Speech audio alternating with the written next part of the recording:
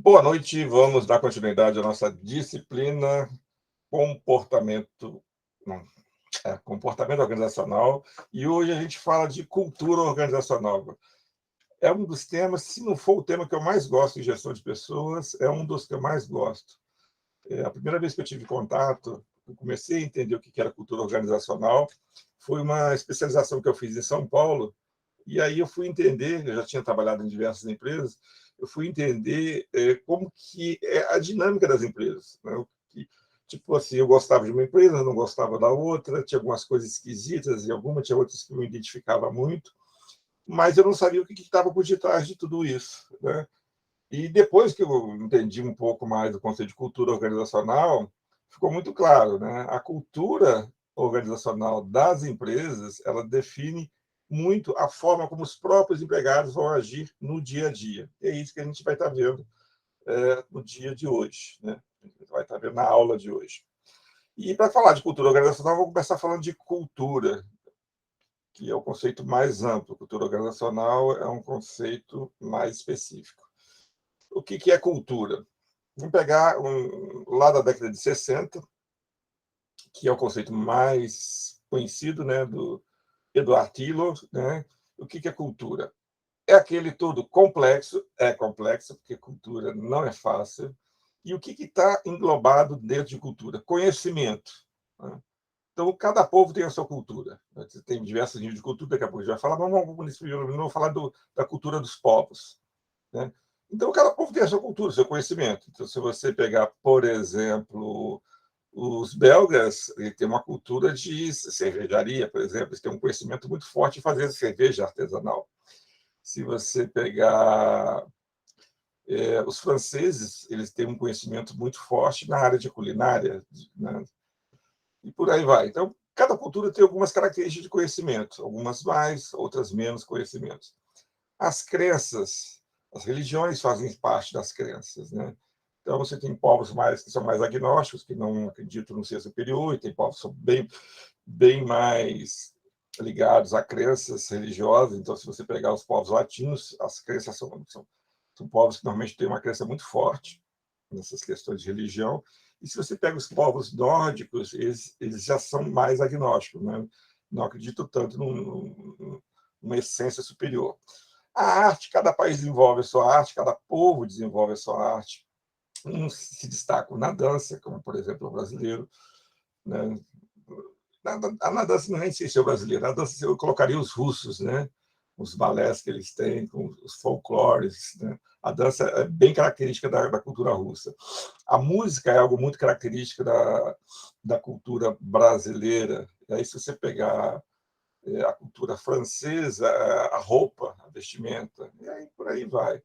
A moral, né? a moral, a moral é um pouquinho complicado, mas vou dar um exemplo que eu uso até em outras aulas. A moral tem a ver um pouco com a ética. Um exemplo que eu vou dar é da Suíça. Eu gosto muito de viajar e eu leio muitas as revistas de viagem, né? Aí eu tenho alguns exemplares bem antigos, aí, com mais de 20 anos, e eu li uma reportagem uma vez de uma pessoa que estava viajando pela Suíça e ele estava de uma estação de trem e foi para outra. E ele tem um relógio, né? Tinha um relógio na época, um Rolex caríssimo. Estava incomodando o relógio, ele tirou o relógio por algum motivo e botou no banco. E foi para a cidade que ele estava indo. Aí, no meio do caminho, ele lembrou. Ele pegou o trem de volta. Então, voltou lá mais de uma hora depois. E, por incrível que pareça, né, para nós, né, nós, a nossa moral, o relógio estava lá, no relógio caríssimo, e ninguém pegou. Estava lá colocado, tudo certinho. E é isso. Tem vários outros exemplos, mas depois eu vou usando aqui. As leis, cada um tem suas leis, costumes e todos os hábitos. Aí que entra a questão essencial da cultura. Hábitos, aquilo que eu faço no dia a dia, quase que automaticamente, e capacidades, conhecimento, competência, tudo isso adquirido. Então, cultura, você não nasce com a cultura. A cultura é formada de acordo com a sociedade no qual você está inserido. Né? Então, os costumes e todos os outros hábitos e capacidades adquiridos pelo homem como membro da sociedade. Eu faço parte de uma sociedade, faço parte de um grupo, de um povo, de uma nação, de uma localidade, e vou aprender com esse povo. Tá? E aí eu falo do primeiro problema da cultura. Estou falando primeiro da cultura como um todo. É o chamado etnocentrismo. A gente tem que tomar cuidado com isso. Etnocentrismo é achar que a nossa cultura é melhor que a cultura dos outros. E a gente vê muito disso, por exemplo, de forma geral, o brasileiro tem uma formação católica. Se você pegar os países árabes, tem uma formação muçulmana. Então, tem muitas diferenças em termos culturais. E aí a gente olha para a cultura árabe, né? A gente não tem o respeito pela cultura. Não é que não tem o respeito, a gente olha e fala que está errado. Aí isso está errado. Isso está errado porque você não aprendeu daquele jeito. Então, a sua cultura é diferente. No entanto, a gente tem que ter uma visão menos etnocêntrica, mais de respeito. E aí tem até eu trago aqui uma anedota do Carlos Drummond de Andrade, que descreve bem essa questão do etnocentrismo, de você achar que a sua cultura é melhor do que a dos outros. Era uma vez um czar naturalista que caçava homens, ou seja, ele pegava a espingarda dele, ia lá e matava outras pessoas. Quando lhe disseram que também se caçam borboletas, olha, ele é naturalista, e andorinhas, ele ficou espantado e achou uma barbaridade. Que coisa é essa? Matar andorinhas e borboletas? A gente pode matar pessoas, mas andorinha e borboleta não. Então, é bem radical, mas expressa bem o que é etnocentrismo. A gente faz coisas absurdas, né? Mas para a gente estar na nossa cultura é normal. Aí quando a gente vê as pessoas fazendo coisas que a gente não está acostumado, a gente fica espantado, né? E aí o Sebastião Almeida Júnior, que é uma pessoa que escreve também sobre cultura, diz: geralmente o humano interpreta a sua cultura como sendo algo inato ou natural. Fala assim, olha, essa cultura que eu nasci e criei é legítima, é a que existe. Eu costumo dar um exemplo, eu tinha lá na minha juventude, quando eu estava começando a fazer universidade, eu tinha uma namorada que era descendente de italiano. E a gente falando sobre educação de criança, de filho, ela falou de um hábito que eu fiquei horrorizado. Tipo assim, tive um comportamento etnocêntrico, que ela também ficava horrorizada com o comportamento dos brasileiros. Por quê? Ela falou o seguinte: quando ela saía com os pais delas, aí ela ia visitar alguém e ela fazia algo de errado, o pai dela, hoje não pode mais, tá, gente? Mas isso já tem tempo, dava uns tapas na bunda dela ali mesmo, para corrigir.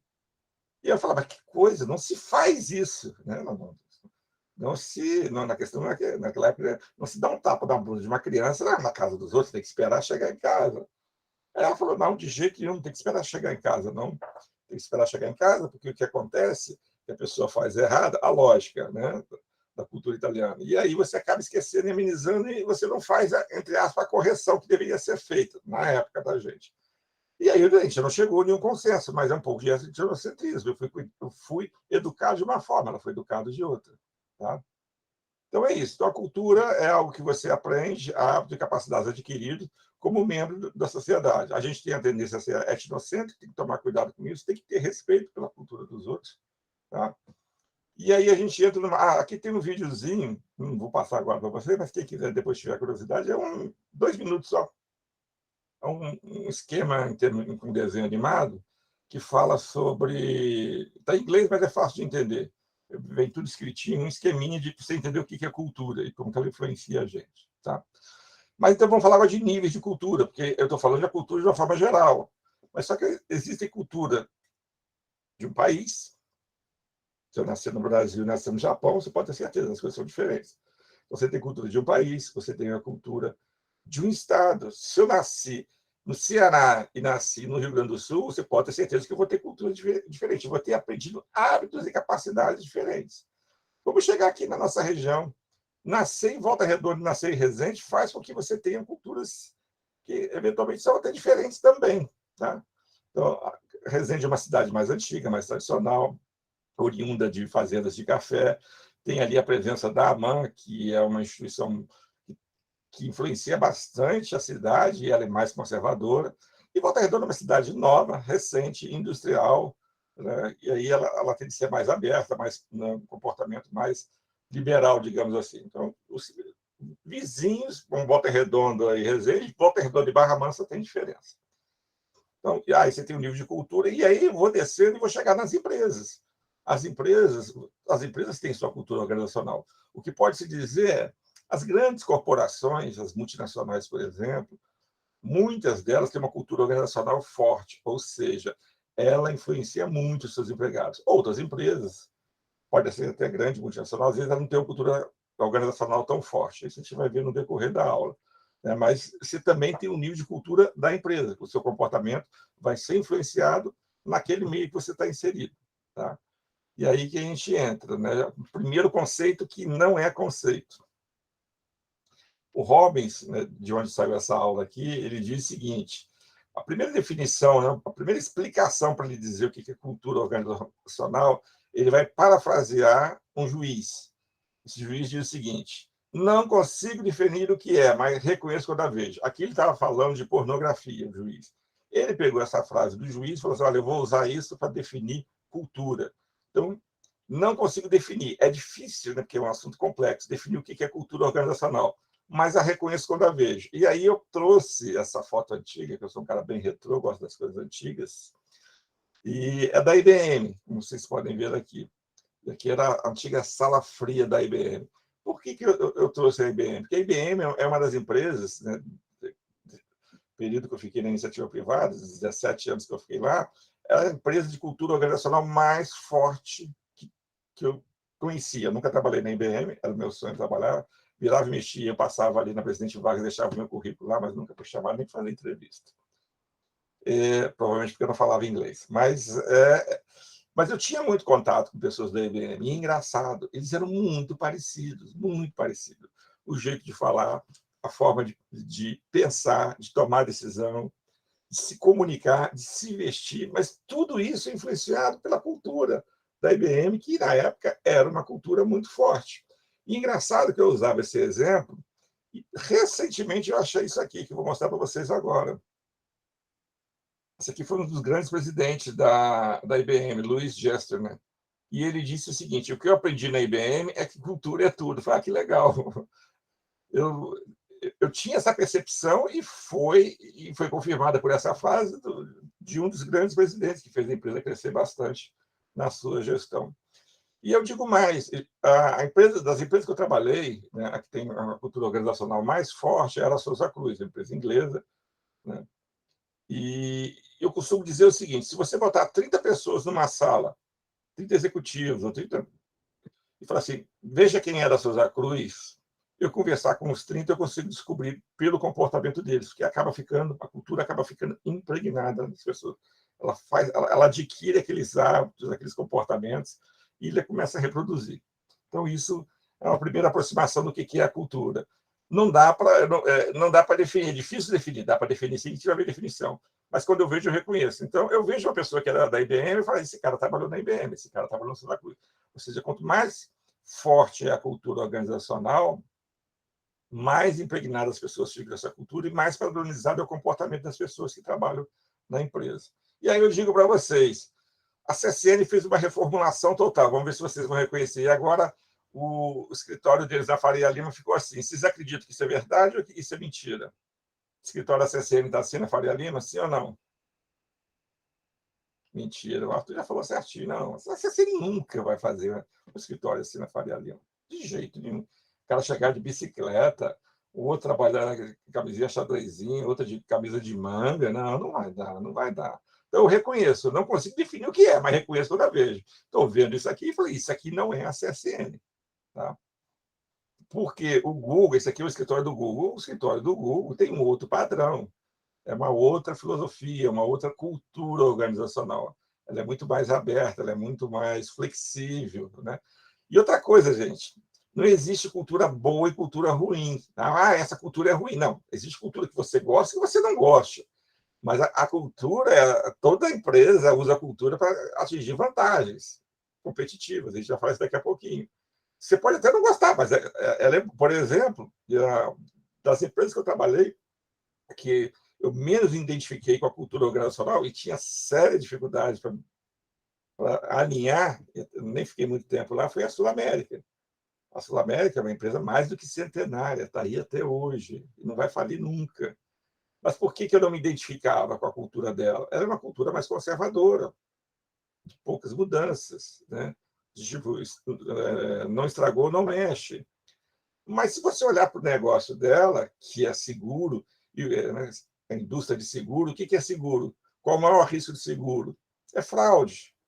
né? Você não fazer uma análise bem feita, não ter uma documentação. Então, essa questão da fraude, da documentação, de não dar passos muito grandes, que você precisa passar credibilidade, que quem faz o seguro espera que você esteja lá para pagar, né, o sinistro, caso, né, ele tenha uma perda com bem segurado. Então, ela não pode ser uma empresa porra louca, ela tem que ser uma empresa mais centrada, passar uma imagem mais conservadora, porque ela está cuidando de bens, né? E a maioria das seguradoras tem esse tipo de cultura. Tem gente que gosta e eu não gostava, mas eu nunca vou dizer a cultura da Sul-América é ruim. Não, não é ruim. Ela está lá para cumprir um objetivo específico. Tranquilo, gente? Podemos avançar? Já estou Tranquilo, avançando. professor. Então, tá legal. Então, vamos lá. Deixa eu falar aqui sobre a cultura organizacional. Vou dar 2 exemplos da cultura organizacional como diferencial competitivo, ou seja, você usa a cultura para que a empresa possa prosperar, possa ter mais ganhos, pode ganhar mais participação de mercado, né? Se diferenciar das outras e ter maior lucratividade. Em última instância, seria isso. E o primeiro exemplo que eu vou dar é a Ambev. Eu vivenciei lá atrás, vocês não tinham nem nascido ainda, o início da Ambev, porque eu trabalhava eu era o Sid Vicious, né? Que é o Sid Vicious era o baixista do Sex Pistols. Cara, o nome dele já dizia tudo, né? Eu saí de uma empresa de visto, que era de cigarro, que hoje, né, você já está até pensando, se me chamasse hoje eu não trabalharia, e fui para outra empresa de visto, que era a Brahma, que logo depois virou a Ambev, né? Eu estava nesse processo de transição. Então, quando eu entrei na Brahma, ainda ela não tinha o espírito da Ambev ainda, era uma empresa, cara, familiar, mas, cara, tipo, como que eu posso dizer para você? Familiar mesmo. Então, vou dar alguns exemplos aqui. Tinha briga entre diretores, uma família controlava uma diretoria, outra família controlava a outra, isso em função dos acionistas, né? Tudo era uma festa, a preocupação com produtividade não era tão grande. O negócio era ser feliz. Essa cultura eu me identificava bastante. Então, por exemplo, eu trabalhava na matriz, na época da Brahma, ficava até na rua, que eu morava ali na Tijuca, e tinha 2 matrizes. A outra ficava na Marquês de Sapucaí, né? Hoje nem existe mais, é uma fábrica lá, e outra parte da matriz ficava lá, algumas diretorias. Eu ia almoçar na Marquês de Sapucaí, que tinha uma fábrica, eu não precisava almoçar. Se eu quisesse só tomar cerveja e chopp, desculpa, só chopp claro ou escuro, eu ficava à vontade, e a quantidade que eu quisesse.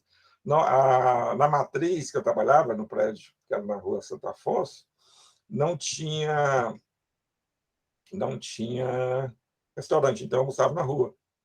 E tomava 5, 6 chopps, tranquilo, né? E aí a Ambev chegou e mudou tudo isso, que a Ambev pertencia, a Ambev não, o Banco Garantia comprou a Brahma. E o Banco Garantia tinha uma cultura muito mais agressiva, não era essa coisa de festa, era de lucratividade, de cobrança, de resultado. E aí ela trouxe essa cultura para dentro da Brahma. Um dia só ela mandou 1.500 pessoas embora. Eu entrei nesse barco. Eu tinha acabado de vir da Souza Cruz, e aí meu departamento acabou, e fui mandado embora. E depois mandou mais um punhado de gente embora. Ou seja, a primeira coisa que ela fez foi enxugar. Depois ela estabeleceu prêmios. Quem atingisse metas ganhava mais salário, né? A remuneração variável dela era muito agressiva. E a cobrança, e tudo isso fazia com que a cultura da empresa foi se transformando de uma forma que, como se diz, ela ficou muito agressiva, o termo que eu já tinha usado antes. Quando eu falo agressiva, eu vou dar o exemplo de vocês. Eu tinha alunos, quando estava no presencial, vários alunos, alunas e alunos que trabalhavam não, que eram estagiários na Brahma, e aí, às vezes, estava tendo aula, ficava o tempo todo nas redes sociais, e eu estou lá, estou fazendo minha aula, não é problema meu.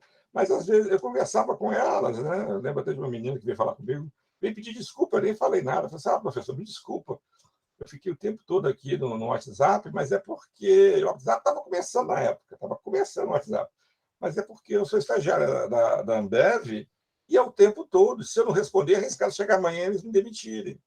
Se eles fazem isso com o estagiário, imagina com as outras pessoas. Então, você tem que dar o sangue pela empresa. Você tem que estar, não existe madrugada, não existe sábado, domingo, feriado, né? É muito competitivo, né? Você olha para o seu colega, ele é colega de trabalho, é parceiro, mas também entre aspas, com quem você está competindo, né? Então, isso foi o estilo de cultura da Ambev. E deu muito certo, gente. A verdade é essa, deu muito certo. Tanto é que a Ambev fez diversas aquisições. A primeira delas foi a Antártica aqui no Brasil, depois ela começou a fazer aquisições aqui na América Latina. Então, aqui na América do Sul, né, na Argentina, comprou a Quilmes, comprou outra no Chile, foi comprando várias cervejarias e se tornou um player mundial. Não tão grande, mas já era um player mundial. E aí a maior empresa do mundo de cervejaria, que era belga, Interbrew, resolveu fazer uma parceria. Na verdade, eles falam fusão, mas não é fusão. Como funciona uma fusão? Você tem aqui a Interbrew, que é a maior cervejaria do mundo, aí você tinha aqui a Ambev, que era uma cervejaria razoável. Você junta as duas, né? Aí você junta as duas e cria uma nova empresa. Aí ela pegou o IN da Interbrew e Bev da Ambev. Aí virou Inbev. Essa Embev é uma nova empresa. Como o capital da Interbrew era 80%, né? Ela chegou com 80% e a Ambev com 20%, os ex-donos da Ambev ficam com 20% e os outros ficam com 80%. No final das contas, é mais ou menos igual o Itaú Unibanco. É o Itaú comprando o Unibanco e a Interbrew, entre aspas, comprando, porque quem tem maior ação depois vai continuar mandando na empresa e vai colocar a sua vontade, né? Como se diz, vai fazer a gestão de acordo com o que ele acha mais adequado. Mas foi tão interessante que a nova empresa que surgiu, a Embev, e o pessoal lá da Bélgica viu que o modelo de gestão, que é essa agressividade toda, era boa para os negócios. E aí pegou um cara da. Quem passou a ser o presidente dessa nova empresa não foi alguém da Bélgica, foi um cara brasileiro. Eles quiseram levar essa cultura para todas as empresas mundiais, né? Daquele que já era a maior cervejaria do mundo, passou a ser maior ainda. Passou o tempo, e alguns anos atrás, eles compraram a Anheuser-Busch, que fabrica a Budweiser. O cara que foi escolhido, que eu acho que até hoje ainda é presidente, é brasileiro também. Mas tudo isso é calculado. Não, é uma cultura que dá resultado. Ela te esgota, mas ela dá resultado. Ela atrai pessoas ambiciosas, que querem demonstrar resultado, que querem competir e que vão contribuir para a empresa. E como que a empresa retribui? Ela retribui principalmente com salários. Ela dá uma remuneração variável bastante agressiva. Ok? Então, tá. Então, isso aqui, depois vocês dêem uma lida aqui, Ambev, na versão Paz e Amor. Aqui eles diziam, isso é a reportagem antiga, eles falavam que queriam mudar. Mentira, mudaram nada. Falaram, a gente está querendo ficar mais tranquilinho. Porcaria nenhuma. Então, a cultura organizacional agressiva do Banco Garantia, que foi implantada na Ambev, é um diferencial positivo. Agora, eu vou dar um exemplo de diferencial que também pode ser negativo. Espera aí, aqui. A desconfiança. A própria Ambev já pode dar um exemplo disso, né? Que às vezes ajuda, mas em alguns pontos também pode atrapalhar. De forma geral, mais ajudou do que atrapalhou. Uma das coisas que a Ambev fazia, que está escrito aqui, ó, na Ambev, vendedor que não cumpria metas era obrigado a deitar no caixão. Ele deitava no o gerente de vendas, o diretor de vendas comprou um caixão, botava lá, aí o cara não atendia, você botava ele dentro do caixão e dava uma volta com ele dentro do depósito de vendas, dentro do galpão. Não, é uma coisa de doido, né? Não é por aí. E o HSBC, que é uma empresa financeira, na área de seguros e banco também, né? Aqui no Brasil as pessoas ficavam doentes e eles eram tão desconfiados, que faz parte da cultura, né? Aquela cultura de seguro, de pensar que os outros estão roubando, que aí eles contratavam detetives para saber se as pessoas estavam dando caô ou se realmente estavam doentes. Aí os detetives se disfarçavam de entregadores de flores para ver se a pessoa estava doente ou não. E aqui mais um exemplo bem rápido, nos Estados Unidos, a Southwest Airlines. A Southwest sempre foi utilizada nas aulas de estratégia como um exemplo de estratégia bem-sucedida. E em comportamento organizacional, um dos componentes do sucesso da estratégia da Southwest era como ela fazia a gestão da cultura organizacional, que é um diferencial bastante importante, que ajudou também ela a ser uma empresa de sucesso. Essa é uma reportagem antiga, mas toda vez que eu vou passar, eu dou uma olhada para ver como estão os resultados dela. Continuam excelentes, tá? Então, a cultura continua funcionando e ela tem mudado um pouco.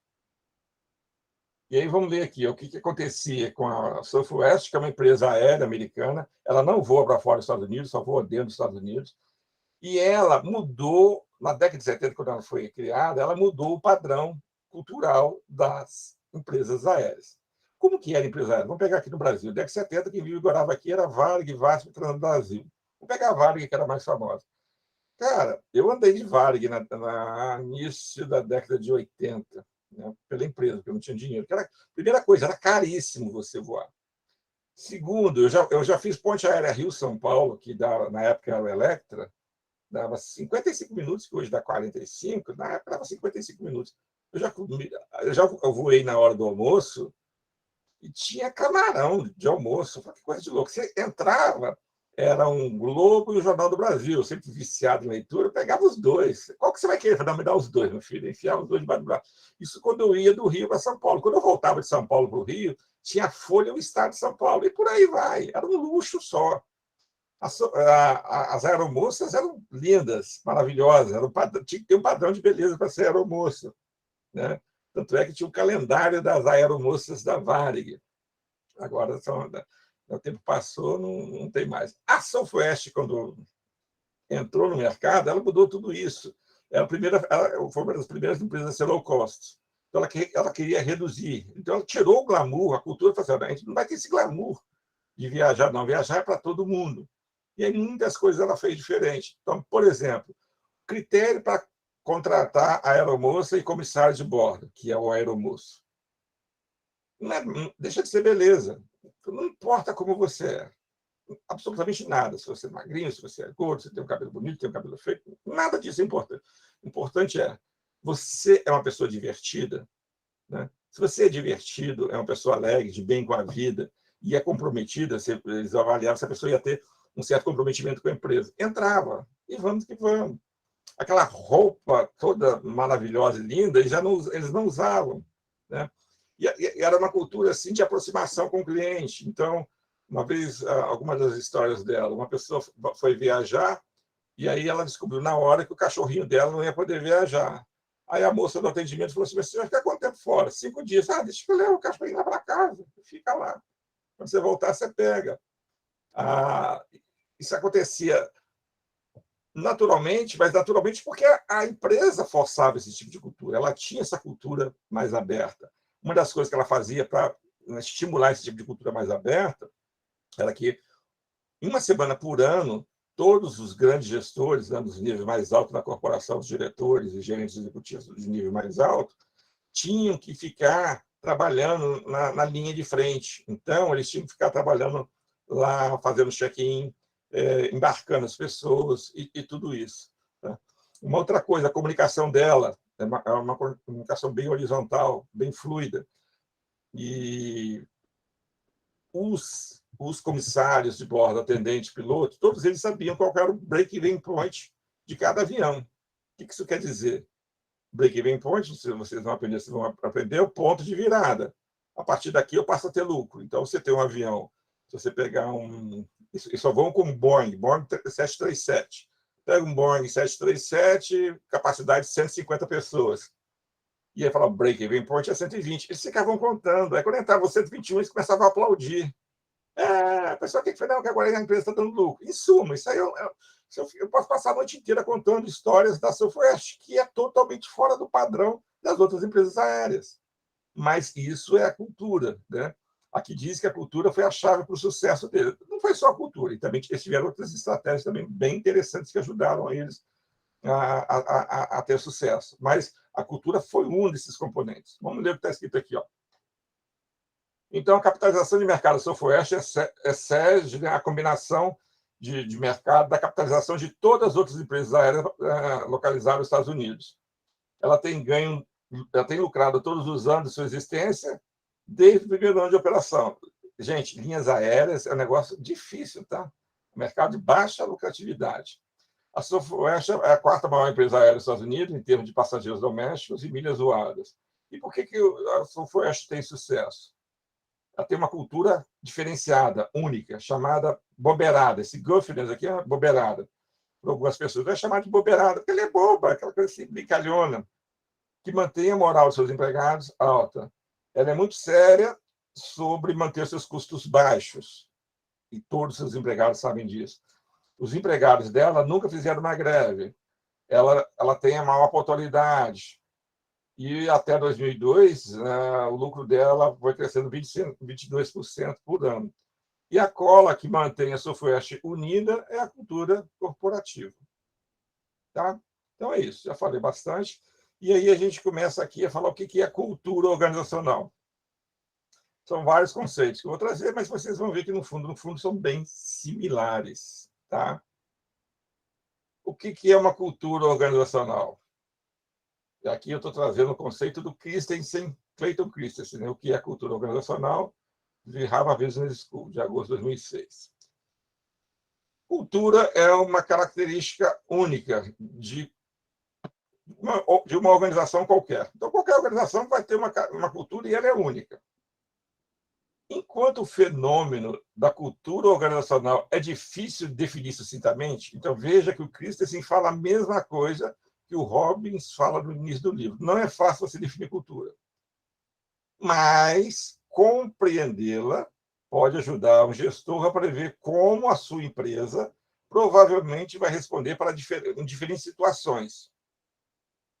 Como vai avaliar as dificuldades que a organização pode experimentar e, né, dentro de um futuro que está mudando constantemente. E, depois disso, identificar as questões prioritárias para a liderança abordar, né, quando eles preparam a organização para competir para o futuro. Ou seja, você tem que saber como ela age, tipo, como que ela vai agir. A coisa não aconteceu, mas vamos voltar lá na Ambev. Eu trabalhei na Brahma, 88, 89, 90. Foi a época que o Collor ganhou a eleição. E ele fez abertura de mercado. Uma pessoa que entendesse de cultura organizacional e olhar para a Brahma e falar assim, essa empresa não tem futuro. E realmente não tinha, do jeito que é a cultura dela. Por quê? Ela não tinha preocupação nenhuma com custo. O pessoal brincava, eu falava isso, né, que tem uma piada que diz que o melhor negócio do mundo é uma empresa de petróleo bem administrada. E o segundo melhor negócio do mundo é uma empresa de petróleo mal administrada. Na época eu brincava que falava assim, eu via aquela loucura, eu estava vindo uma empresa toda certinha, aquela Souza Cruz, e quando eu fui para a Brahma, eu falei assim, cara, isso aqui dá lucro de graça, não é possível. Então, o melhor negócio do mundo é ter uma cervejaria bem administrada. E o segundo melhor negócio do mundo é ter uma cervejaria mal administrada. Mas só que ela era um mercado fechado, você não tinha concorrência. Quando você abre o mercado lá com a vitória do Collor, que fez a abertura de mercado, a coisa começou a... A Brahma não iria conseguir fazer frente a esse desafio. Aí provavelmente iria ser adquirida por outra empresa ou iria fechar. Provavelmente iria ser vendida, igual ela foi. E aí não, é quando... é essa questão, não vou entrar em detalhes, não. É essa questão, você olhar para a cultura e falar, essa cultura não consegue fazer isso. Então, você tem que mudar a cultura, ou então você vende a empresa para alguém que vai mudar a cultura. Tá? E o que a cultura organizacional afeta? Não, o que ela faz, desculpa. Então, a cultura organizacional afeta, ela influencia e regula a forma como os membros da empresa...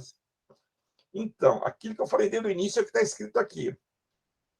Trabalho há 10 anos numa empresa que tem uma cultura organizacional forte. Aí você acha que você é uma pessoa independente, que você pensa por si só. Mentira. Porque se você trabalha numa empresa tipo IBM, hoje, qual seria uma empresa de cultura organizacional forte? Google, Facebook, com certeza tem cultura organizacional forte.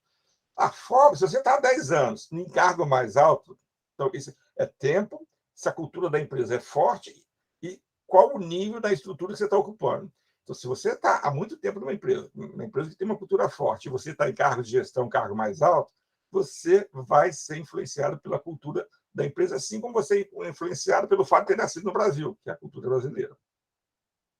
E aí, o que ela vai influenciar? A forma como você pensa. Eu olho para uma situação, certo, errado, mais ou menos, bom. E aí você vai dizer, tem a ver com a personalidade. Tem, mas também tem a ver com a cultura. Como eu sinto e como eu vou agir. Tudo isso é influenciado. Então, vou pegar aqui alguns exemplos na Souza Cruz. Uma coisa fundamental na Souza Cruz era feedback. Se você não era uma pessoa aberta a receber feedback, você era mal visto. E aí você começava a ver feedback como algo extremamente natural. E, né, e todos incorporar o feedback no seu dia a dia. Todos que eu digo aqueles que estão há mais tempo, estão em cargo mais alto. Então, a forma como você pensa e como você age em relação a um fato, que é o feedback, ele é mais ou menos padronizado. Se eu for para a Peugeot, que é uma empresa também que eu trabalhei um bom tempo, a Peugeot ela tem muito a ver com planejamento financeiro. Não só financeiro, mas planejamento de atividades. Você tem que ser uma pessoa que sabe exatamente o que você está fazendo, como está seu planejamento, quais são os seus limites, quais são os prazos e se você está cumprindo ele, que chamava estudo de cadragem. Tá? Então, como você age no dia a dia, isso é influenciado pela cultura.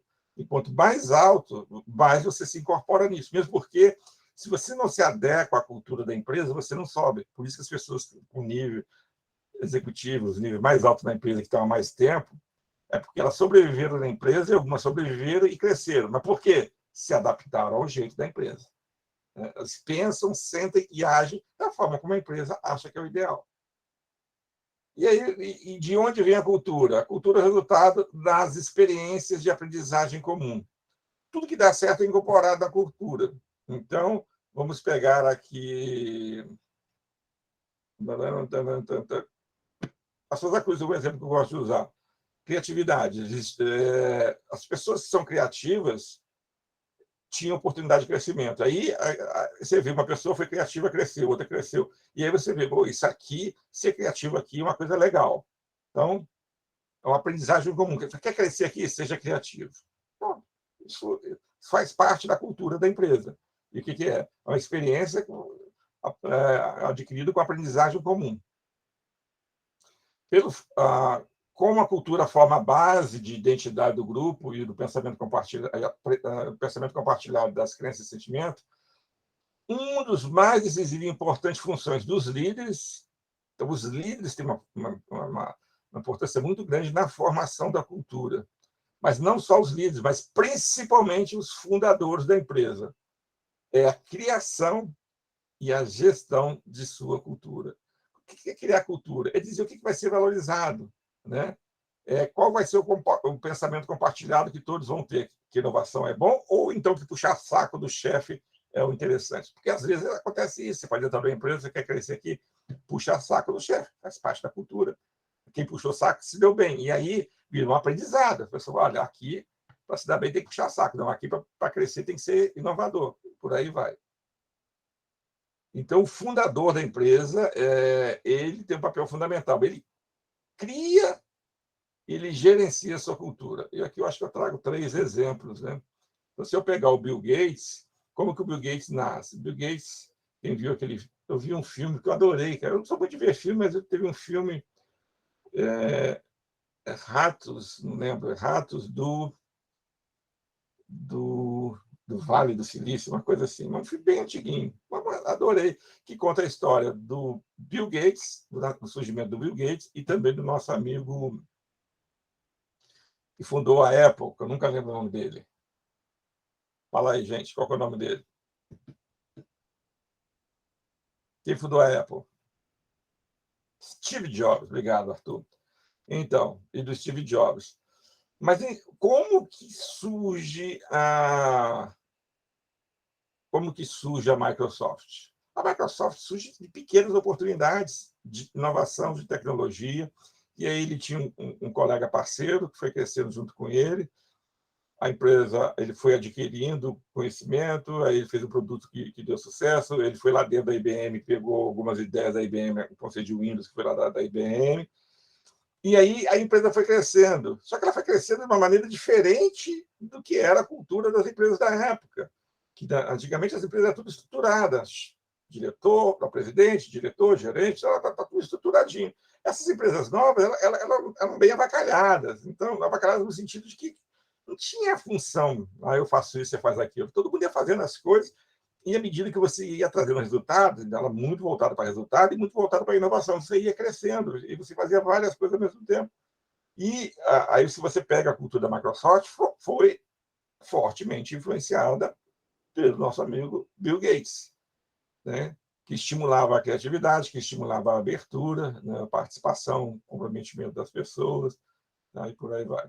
Vamos pegar um outro exemplo. Esse aqui é o nosso Benjamin Steinbrück, presidente da CSN. O Benjamin Steinbrück, aqui é uma empresa de tecnologia. O Benjamin Steinbrück é proprietário de uma empresa de siderurgia.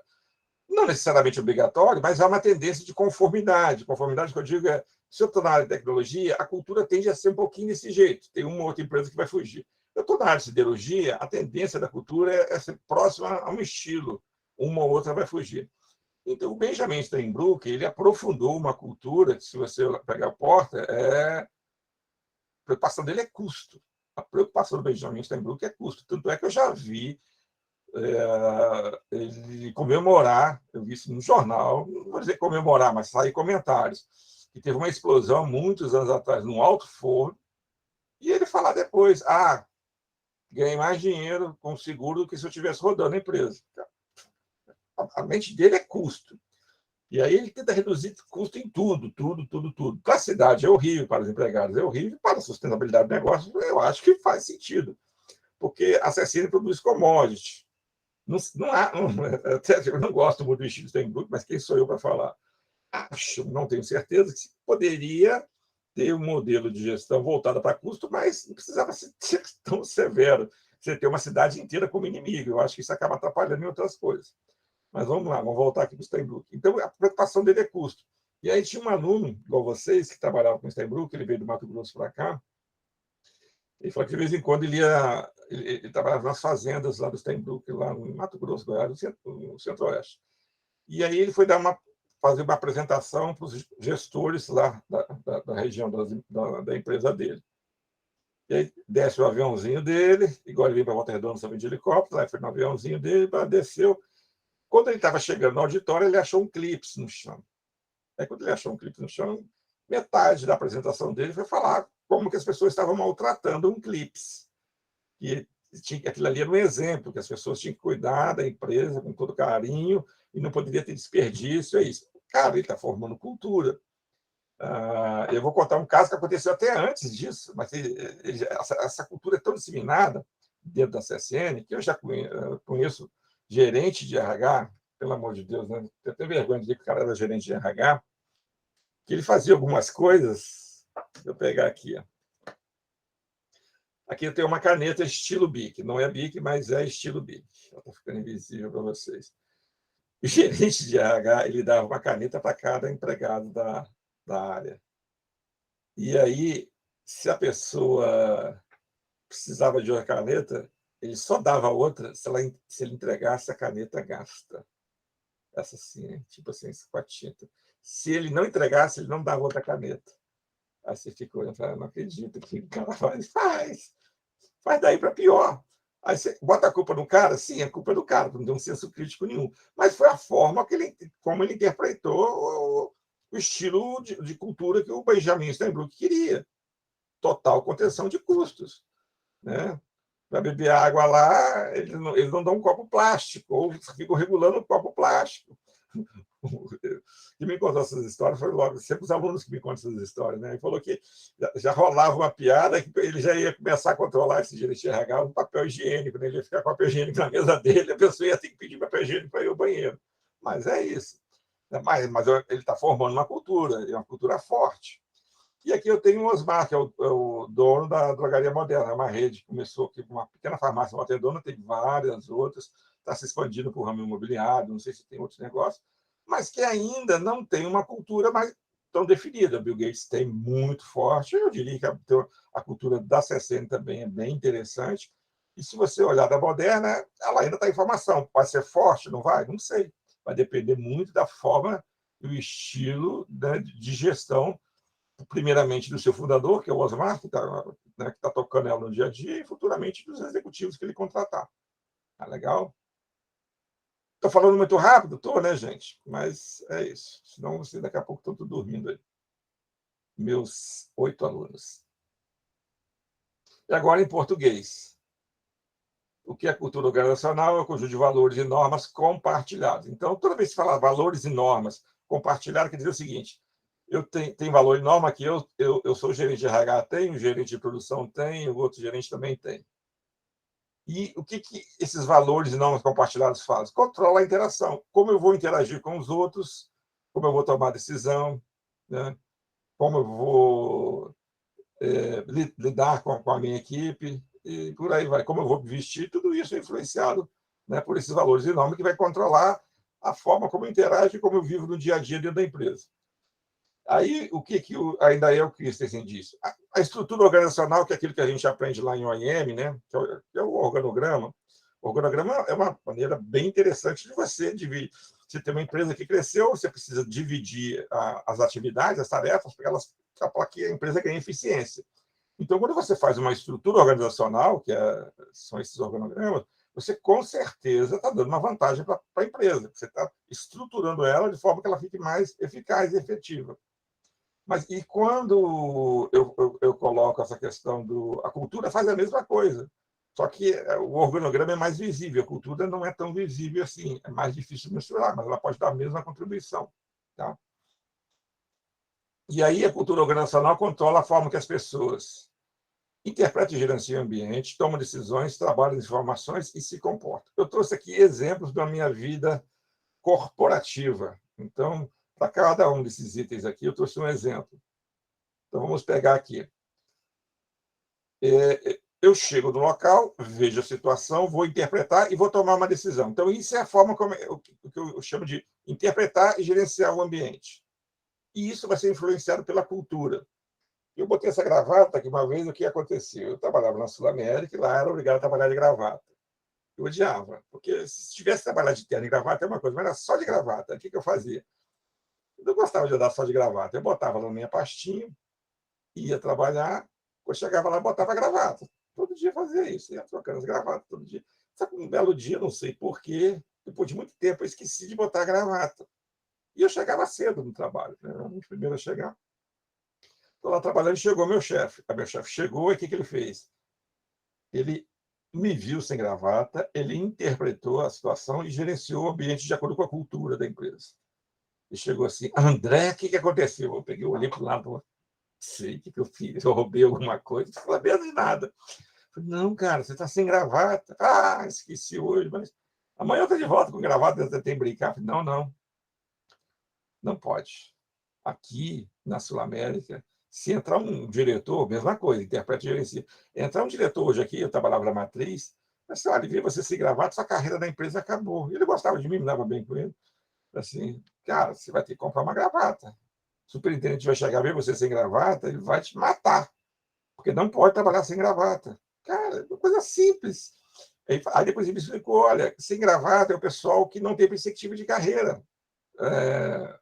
Os cargos mais simples, né, tipo assistente, aquela coisa toda, não exigia gravata dele, mas eu era especialista, como você, não pode de forma alguma trabalhar sem gravata. É um diferencial. Né? Então, a forma como interpreta e gerencia o ambiente em função da cultura. Essa é a cultura da Sul-América. Jornalzinho que eu tenho, que foi. Não é porque eu sou viciado, não, tá? Não quero nem fazer propaganda da Souza Cruz, não, porque cigarro é uma praga. Mas vou falar por que eu tenho esse jornalzinho. E quando eu entrei na Souza Cruz, eu fui efetivado muito rapidamente. E aí eu saí nesse jornal aqui, no verso dele, lá tem uma foto minha, na idade de vocês, aí, com 21 anos. E eu deixei ele guardado, eu estava preparando, eu lembrei disso. Tomada de decisão. Como que se toma decisão? Né? Na Souza Cruz tem uma cultura de tomada de decisão. Então, você tem a forma como as pessoas tomam decisão ela é influenciada pela cultura. E aqui você está vendo aqui, na Souza Cruz, de pai para filho. Na época, a empresa valorizava que os empregados, de forma geral, aí isso ia do operador de produção até o diretor, até o presidente, indicasse o filho para trabalhar na empresa. Isso era visto de uma maneira positiva. Hoje nem é tanto mais assim. Mas na época era bastante positivo. Então, a tomada de decisão indicou um filho, facilitava o processo de tomada de decisão. Era bem visto isso, né? Isso já estava na cultura e foi o que o jornalzinho fez aqui foi só sacramentar esse fato. Mas existia uma outra coisa também na cultura da empresa, que era, entre aspas, não é a meritocracia, mas não nesse sentido que a gente fala que meritocracia, não.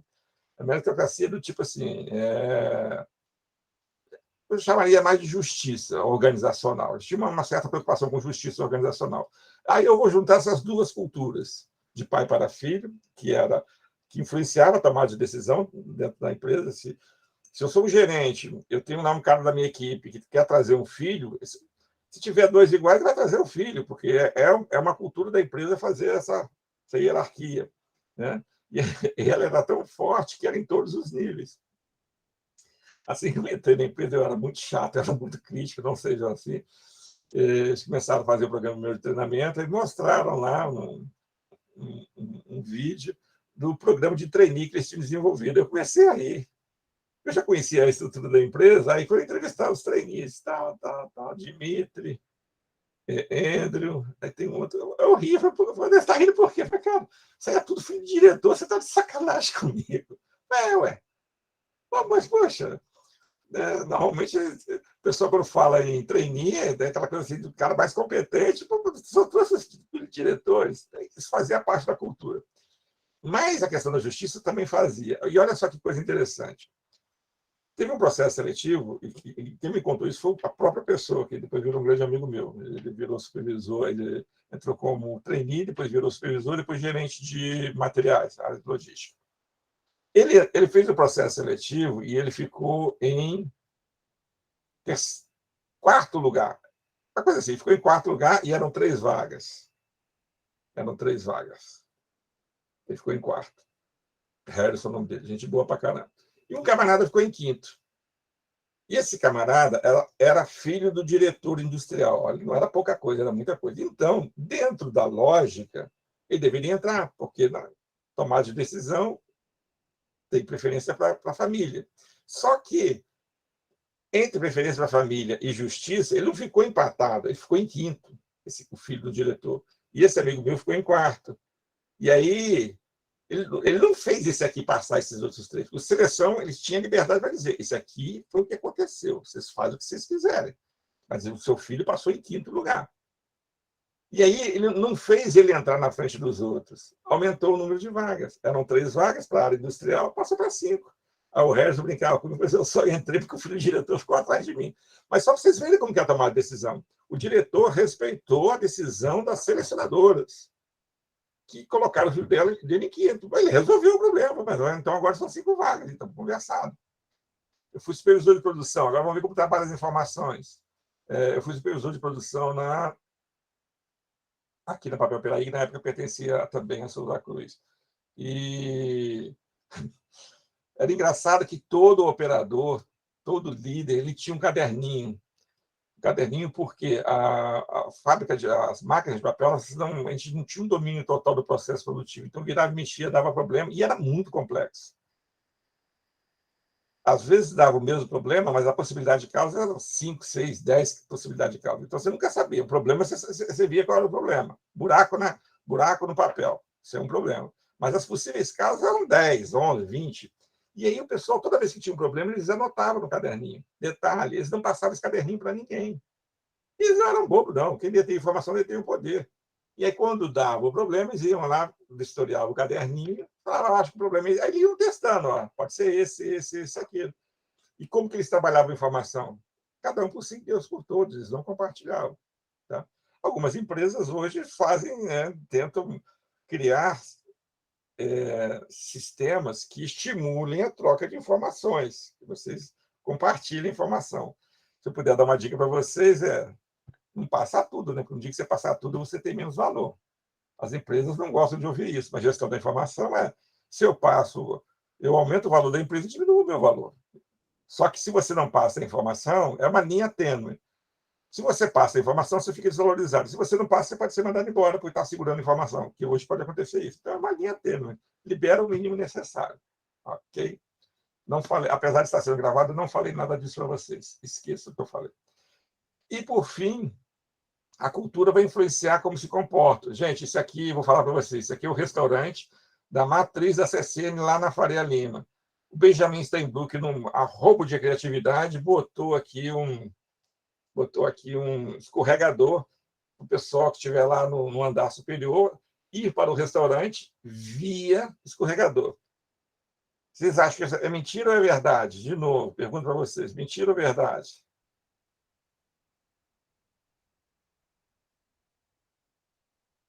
isso aqui é da CSN, é no escritório da CSN, esse elevador? Não, a Raquel falou, o Arthur falou. Não, o Pedro falou, mentira, a CSN jamais vai fazer isso. Não faz parte da cultura dela. E digo mais, se ela botar isso, ninguém desce. A pessoa não vai se ela não foi, como se diz, ela não consegue se comportar daquele jeito. Para você mudar a cultura é um processo longo. E aí, se você fizer isso aqui no Google, no Facebook, em qualquer dessas empresas de informática, na Microsoft, tranquilo, o pessoal vai descer aqui, vai fazer a maior algazarra, a maior festa. Mas se você botar numa empresa tradicional igual a CSN, ninguém vai fazer nada, ninguém vai ficar lá parado, vai encher de poeira. Tá? Então, a cultura influencia como você se comporta. Então, tudo isso aqui é a influência da cultura nas pessoas. As organizações possuem cultura uniforme, é importante saber que ela tem uma cultura dominante, todo mundo compartilha, e tem as chamadas subculturas, aquilo que eu falei lá no início, nível de cultura. Então, eu trabalho numa empresa igual a IBM, que tem a cultura que permeia o que todo mundo faz.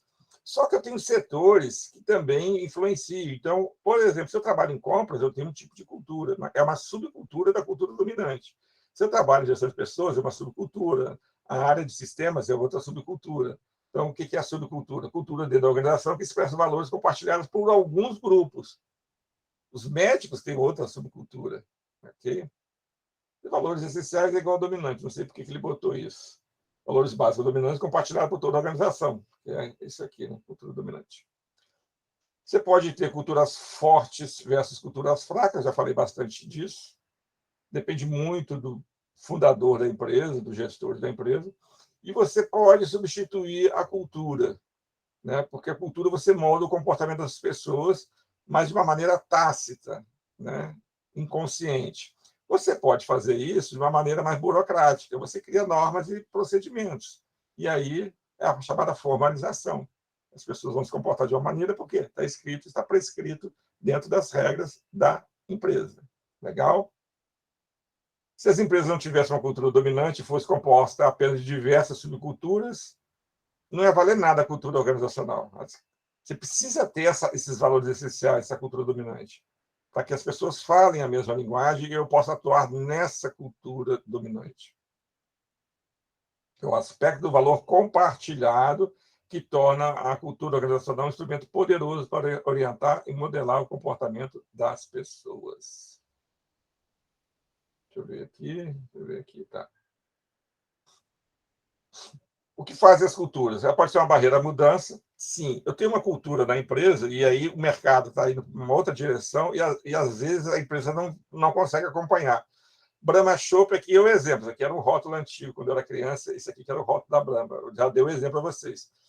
Que a forma como a gestão era feita na Brahma, na época que eu entrei lá, quando eu entrei já tinha sido vendida, tá? Então eu peguei o processo de transição. Cara, não ia conseguir fazer as mudanças que eram necessárias pelo processo de abertura econômica que estava tendo, pelo presidente Collor. Porque a cultura era muito forte. Aí você precisou de um grupo de fora fazer uma varredura total. E também pode ser uma barreira a aquisições e fusões. A possibilidade de um negócio dar certo está relacionada ao grau. Então, você vai fazer uma fusão, como se diz, você tem que olhar vários aspectos. O que é fusão?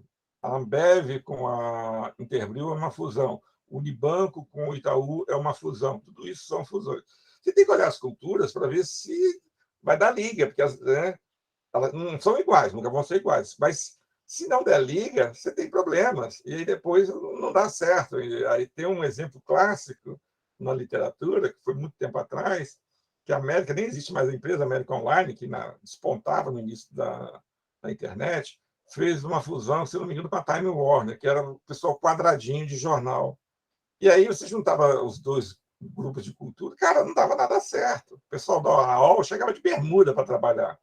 E o cara da Time Warner chegava com a gravata, todo certinho, usava palavras pensadas, sofisticadas, enquanto o cara era todo descolado. E aí acabou, foi um fiasco total. Tá?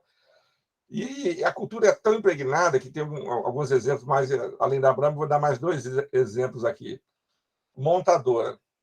Montadora, as tradicionais americanas, temos lá a Ford, a GM e a Chrysler, que hoje não é mais americana, que ela é italiana. Ela foi adquirida pela Fiat.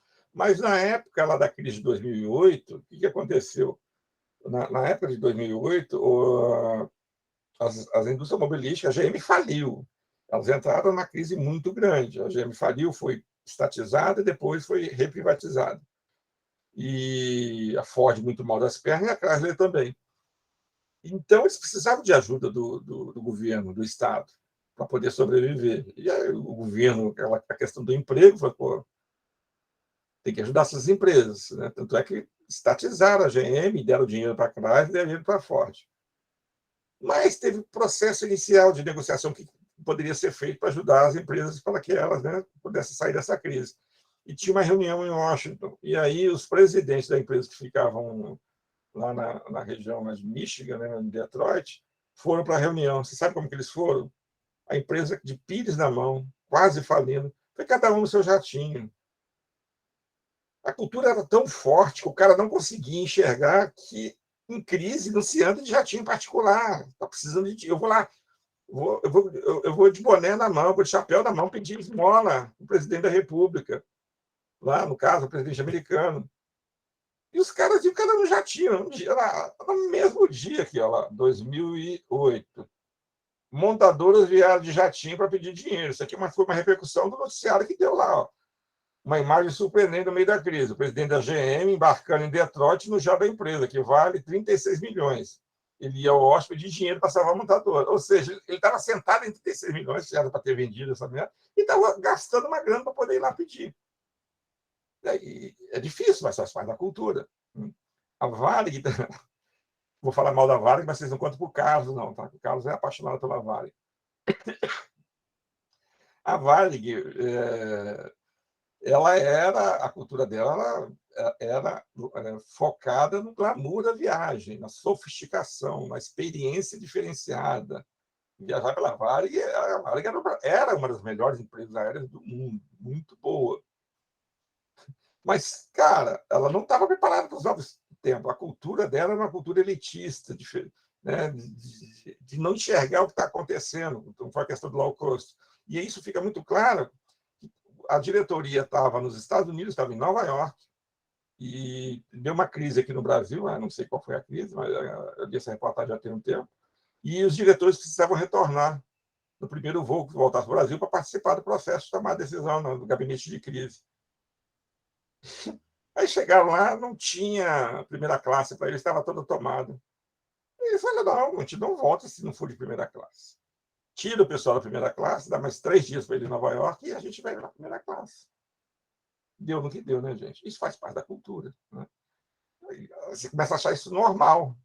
Não, o diretor não anda aqui na classe normal, ele só anda na classe executiva. Né? Então, beleza. E aí, a gente finaliza a aula de hoje falando de cultura. O que eu vou fazer? Tem uma segunda parte, mas essa eu vou postar para vocês na aula que vem, que vai ser assíncrona. Tá legal? Então, esse material, a aula de hoje, que eu acabei de ministrar para vocês, eu vou colocar lá para vocês assistirem. E um pouquinho, eu já vou programar a aula da semana que vem, que já está gravada, para vocês assistirem no horário da aula da semana que vem. Tá beleza? Então, deixa eu desligar aqui a gravação. Boa noite.